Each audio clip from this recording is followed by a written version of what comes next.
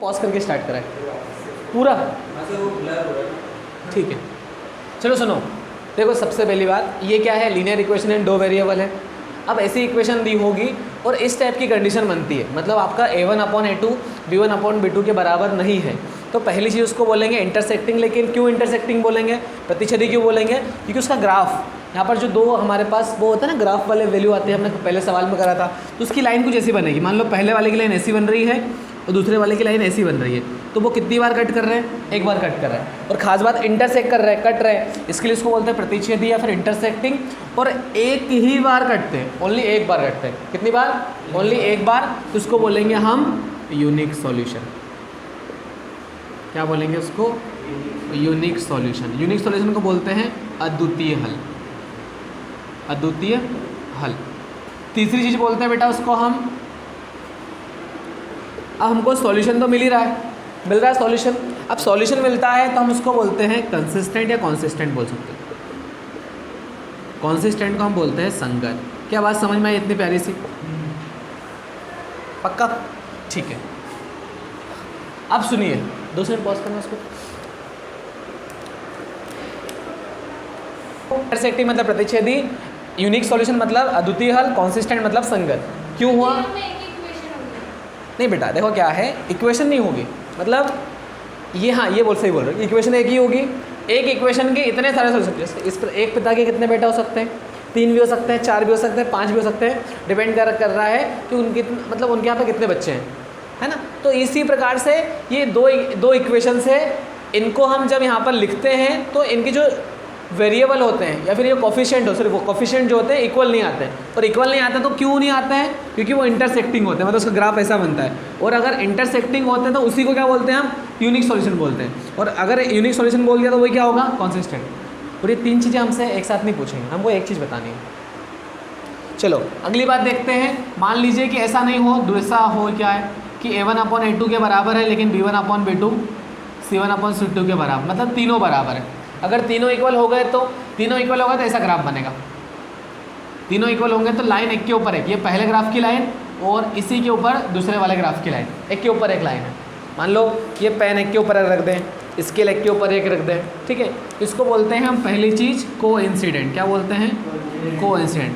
जब एक ग्राफ की लाइन या पॉइंट की लाइन, लीनियर इक्वेशन की लाइन एक के ऊपर एक होती है, उसको बोलते हैं कोइंसिडेंट। हिंदी में बोलते हैं समपाती। समपाती मतलब एक दूसरे के ऊपर एक लाइन। सेकेंड चीज़ बोलेंगे, अब आपको पता है एक बार कट रही थी तो कितना सॉल्यूशन मिल रहा था, यूनिक सॉल्यूशन मतलब एक सॉल्यूशन, ठीक है। अब ये तो एक के ऊपर एक लाइन है, कितनी बार भी कट रही, बार बार कट रही ना। जब ये एक बार मिल रही थी तो एक बार कट रही थी, अब तो लाइन एक के ऊपर एक है, कितनी बार कट सकती है, कितने भाई, कितनी इसमें पॉइंट बना सकते हो ना, वैसे बना दो, कितनी बना दो।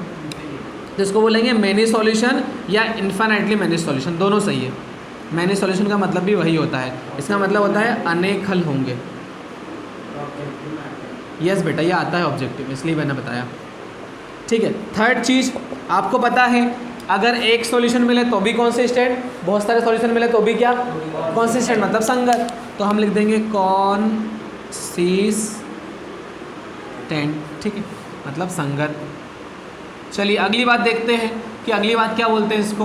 मान लीजिए हमने a1/a2 तो बराबर है b1/b2 के, लेकिन इक्वल नहीं है किसके, c1/c2 के। तो क्या होगा, ग्राफ कैसा बनेगा, रेल की पटरी जैसा। ये हमारा x, ये हमारा y, ये हमारा x एक्सिस, ये हमारा y एक्सिस, ठीक है। तो लाइन कुछ ऐसी जाएगी, हो सकता है ऐसी नहीं जाके ऐसी भी हो सकती है, वो कैसी भी जाएगी लेकिन मिलेगी नहीं, ना तो एक के ऊपर एक रहेगी ना एक बार कटेगी, मिलेगी ही नहीं, ठीक है। तो ये जो नहीं मिलती उसको बोलते हैं हम पैरेलल। क्या बोलते हैं उसको, पैरेलल। पैरेलल मतलब होता है समांतर, रेल की पटरी जैसी, ठीक है। अब अगली बात हम, ये तो पैरेलल हमने बोल दिया।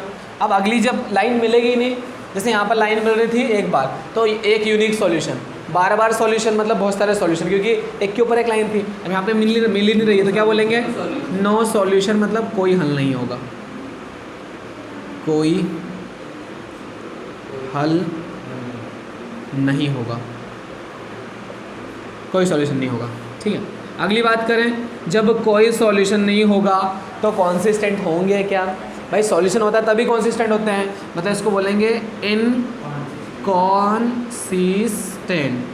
मतलब ये बेचारे असंगत होंगे। अब हम क्वेश्चन नंबर सेकेंड के पहले क्वेश्चन पर आते हैं। आप पहले क्वेश्चन को पढ़ लीजिए, फिर हम करेंगे इसको। आप जैसे स्टॉप कर दिए कुछ सेकेंड के लिए। आई होप आपने क्वेश्चन पढ़ लिया होगा। अब क्वेश्चन में क्या बोला है हम पढ़ लेते हैं। देखो क्या बोला है, बड़ा प्यारा बोला है कि अनुपातों मतलब रेशो को कंपेयर कीजिए, है ना।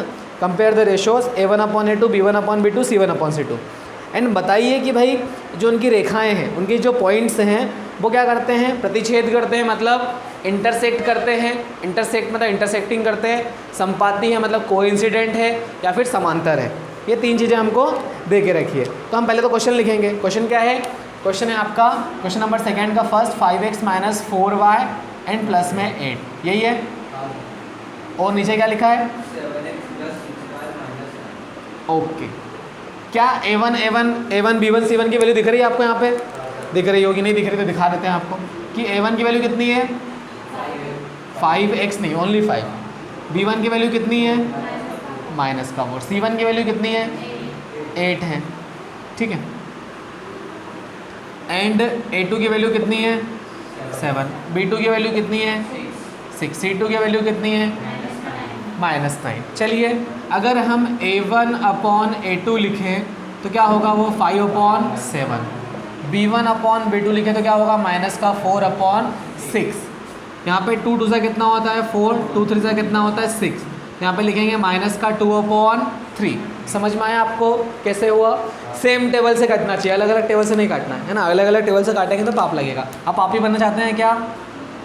बनना चाहें तो बन सकते हैं, मैं मना नहीं बोलूँगा।